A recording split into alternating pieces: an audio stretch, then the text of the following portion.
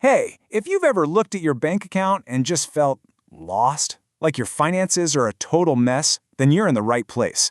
Today, we are going to break down this awesome, super simple system called the JAR method. Seriously, it's designed to take all that chaos and turn it into crystal clear clarity. All right, so first up, the cash flow chaos. We've got to talk about the problem before we get to the solution, right? And the problem is that classic feeling of your money just vanishing into thin air. I mean, have you ever gotten to the end of the month and just stared at your paycheck, wondering where on earth it all went? Come on, I think we've all been there. You get paid, you pay some bills, you go out a few times, and then, poof, you're looking at your bank account like, wait, seriously? Where did it go? It's just this super frustrating cycle, right? Earning, spending, but with no real clue where the money's actually going.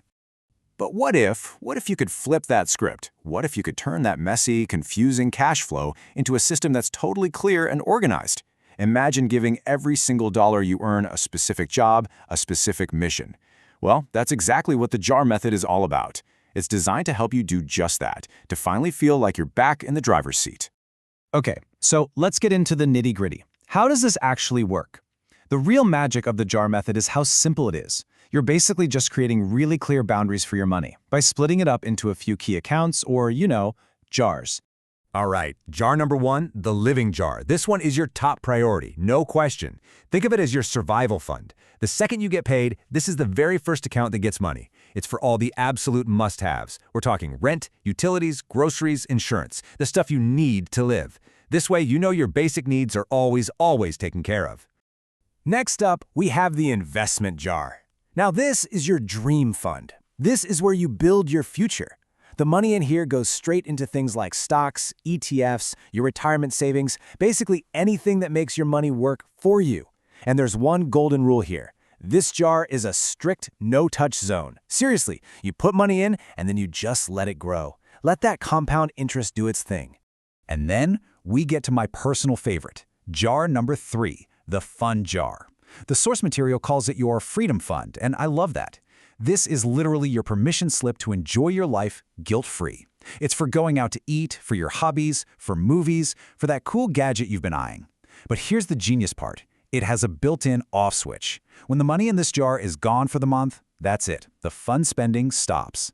It's the ultimate way to have guilt-free fun without wrecking your budget. Okay, so the theory sounds pretty good, right? But how do you actually do it? How do you build this system for yourself? Let's get practical and move from theory into action. It really just boils down to 3 simple, totally doable steps. 1, you've got to choose how you're going to separate your accounts. 2, you put the whole thing on autopilot. And 3, you make sure you have that all-important safety net, completely separate from your other jars. So when it comes to separating your accounts, you've basically got 2 main strategies. On one hand, you can use a digital bank that lets you create a bunch of sub-accounts. Super easy, fast, and convenient. On the other hand, you could open up totally separate accounts at different banks. Yeah, it's a little more work up front, but it creates this powerful psychological barrier that can be an absolute game changer for your spending habits. And this really gets to the psychology of why this works. It's all about increasing that psychological cost. Think about it. When your investment money is in a totally different bank from your fund money, you're way less likely to just dip into it on a whim. That tiny bit of extra effort, that friction, forces you to stop and think, do I really need to do this? And that pause, that's everything. Okay, now here's a really, really important point. Your emergency fund, it is not one of these 3 main jars. Nope, it has to be its own thing, a separate, totally isolated account. This money is only for true emergencies, like you lose your job, you have a huge medical bill, the roof starts leaking. It's your ultimate financial firewall. So, how much should you have in that emergency fund? Well, the magic number we're aiming for is 6. 6 months. That's 6 months of your essential living expenses sitting there waiting. I know, it sounds like a lot, and it's a big goal for sure. But man, the sense of security and freedom you get from hitting that number, it's incredible. So you do all this work. You set up the jars, you automate everything. What's the real payoff?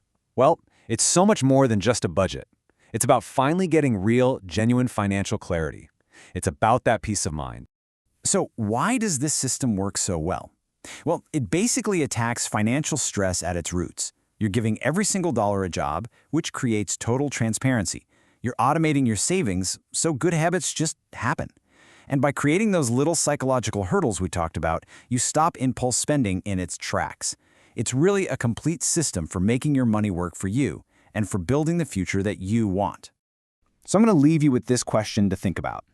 Once you get your jars set up and you start putting money into that investment jar, that dream fund, what's the first big goal you're going to aim for? Is it a down payment on a house? Is it finally getting serious about retirement? Maybe something else entirely. Because having that clear, exciting goal, well, that's the fuel that's going to make this whole system really sing for you.